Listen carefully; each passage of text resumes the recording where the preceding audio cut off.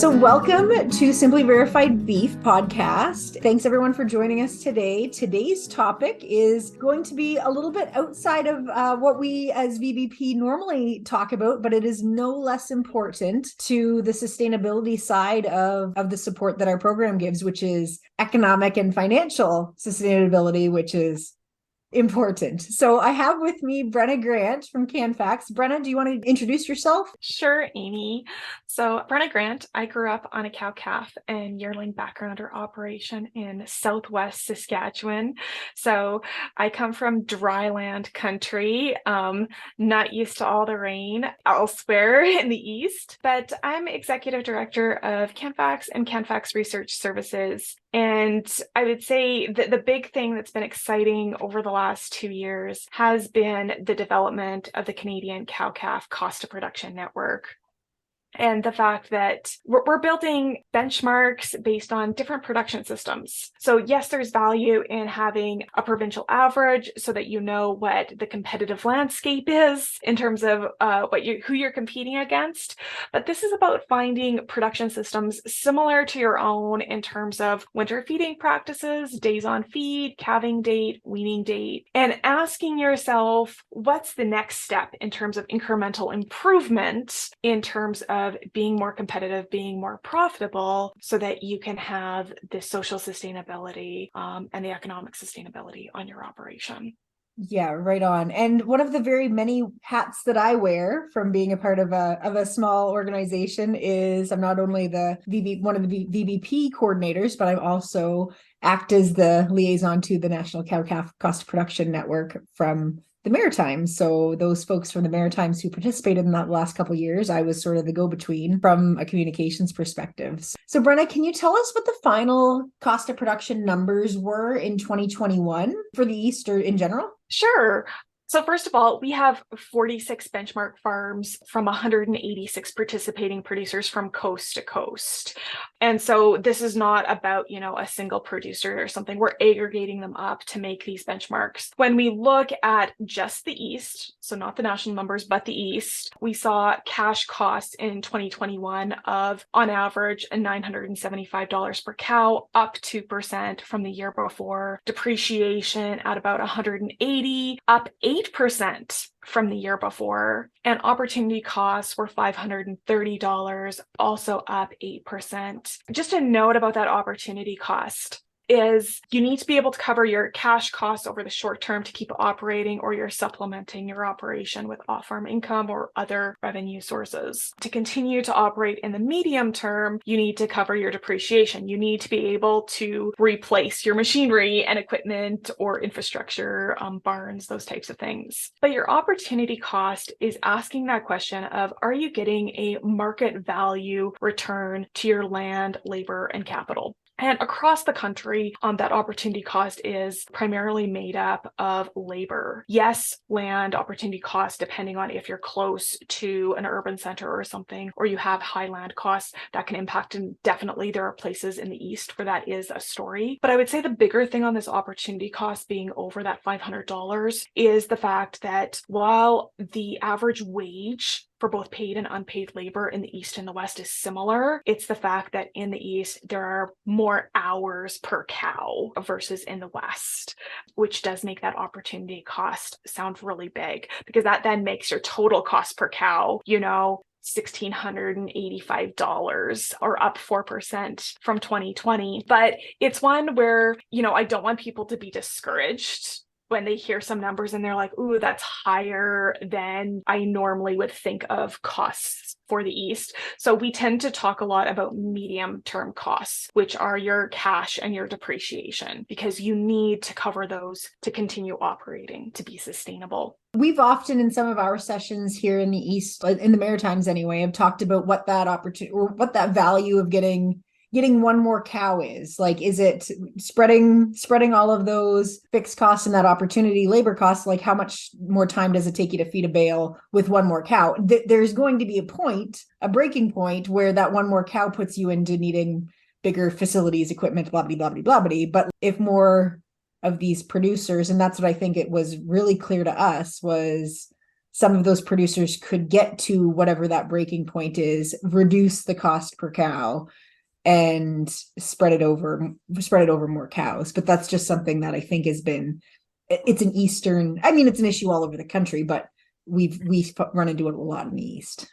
And recognizing that there are low-cost producers in the East. They do exist. We do have those benchmarks. So nationally, when you think of what is a low-cost producer, well, you need to be aiming for less than $800 per cow on the cash side and less than $1,200 on the total cost side. And in the East, we have farms that range between $600 and $1,470 per cow on the cash cost. So we do have low cost farms in the East. So is beef production in the East profitable?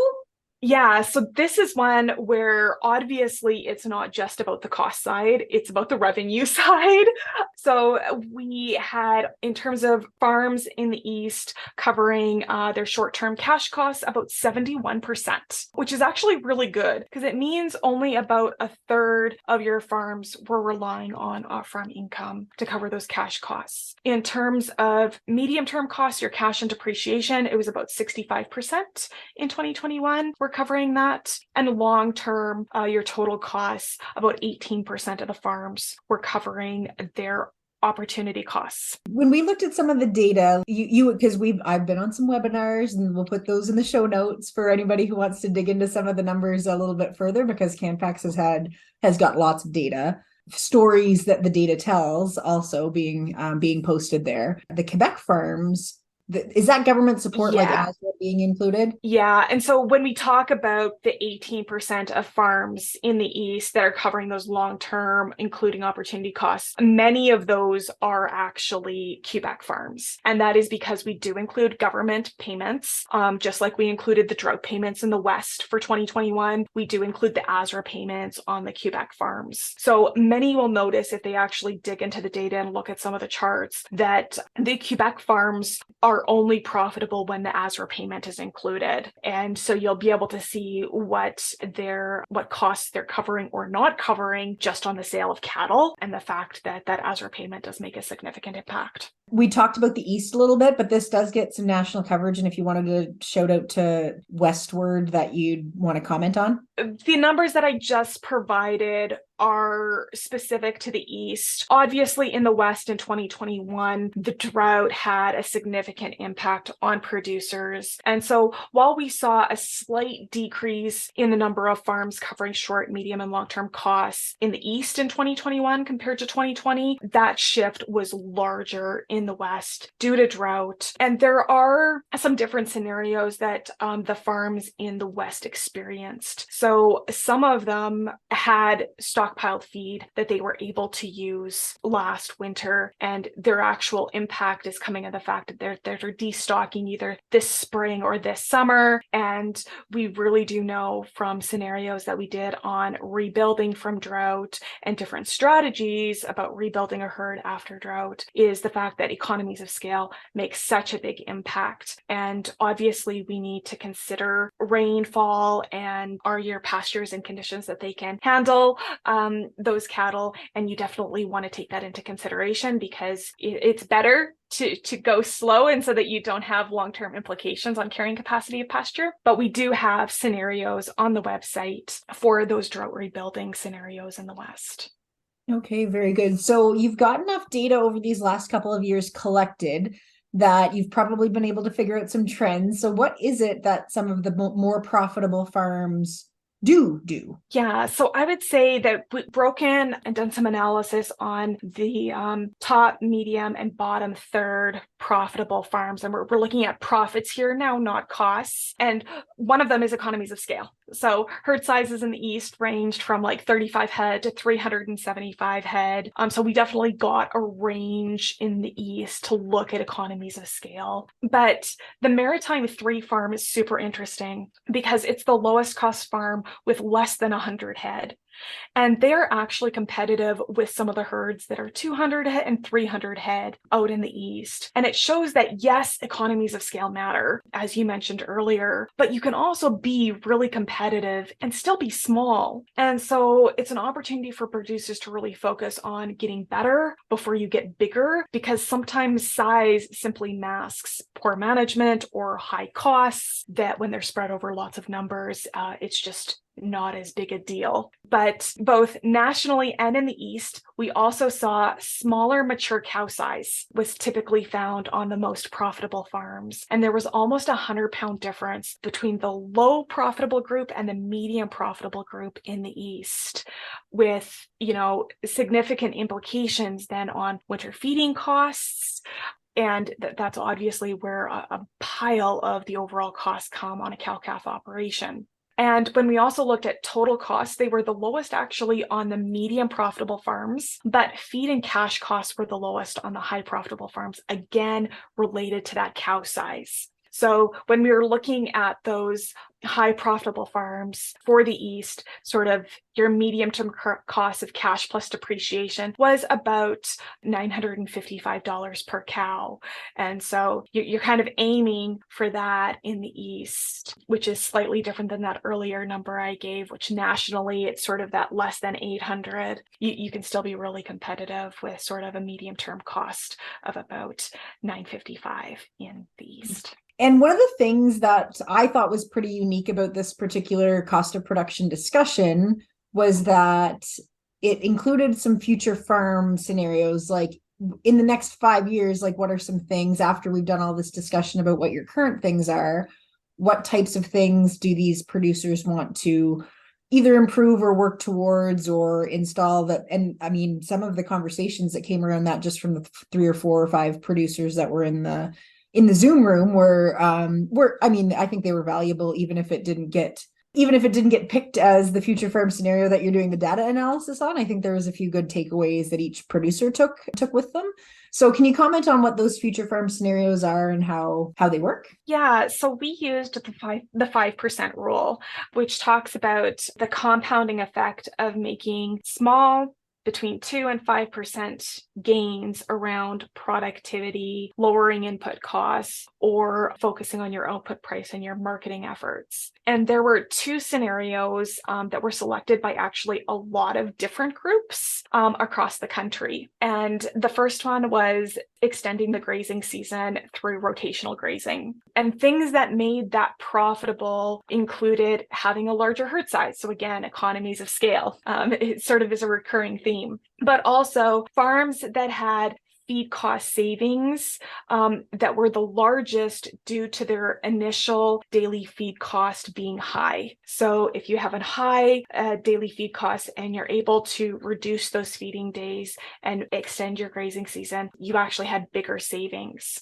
Farms that had potential to generate additional revenue by selling unused hay. So a number of farms overproduced their hay and then sold, and they had that as an outlet in a separate enterprise. And we only included that for farms that were already doing it, but the additional revenue really did impact the whole farm profitability. Next one was labor costs. And so this really was a question of that trade-off due to hours between instituting a rotational grazing program in the summer and having those hours versus your winter feeding costs. Some of those farms, when they were closer in terms of hours and costs per day, it had a fairly small and minimal impact versus farms that had like high winter feeding costs on a daily basis in terms of lots of hours or lots of other costs associated with it. And then pasture capacity, when you're talking about, actually being able to extend and have more grazing days, what is the potential capacity of your pastures? And we used an estimated 10% increase in stocking rate potential, which for some, that's going to be too little. For others, it's going to be too much. For their operations, it really depends on what your current pasture health is and what the potential of your land is. The second scenario that we had multiple producers choose was tightening the calving season to a defined 3 cycles or going to an ideal calving distribution. And things that made this one profitable or not were the current calving distribution. If you're going from year-round grazing, year-round calving to a defined calving period, and there definitely had impacts about how big of a change it was. And also what kind of room for improvement there was, that going from 4 or 5 cycles down to 3, and how much that actually increased your weaning weights. But the one thing we did find is it really depends on where you're at in terms of your current weaning weight, and the fact that the gains in terms of total revenue at sale time can be offset by the price slide. So you may have more pounds to sell, but if you're getting the same total number of dollars per head, you're not necessarily hugely better off as an operation. I mean, that makes sense. And we've chatted a lot too. We work with some folks who are selling collectively, and we've used a little bit of that calf club model from Katy, Ontario, and just trying to get more consistent groups. And I think even if that calf slide isn't there, then maybe it's just the consistency is the value. If you can grab some extra pennies by maximizing the amount that's going into that ring in producer lot sales. What is the take-home message? So if you're going to tell producers anything, what's the leaving message from Brenna?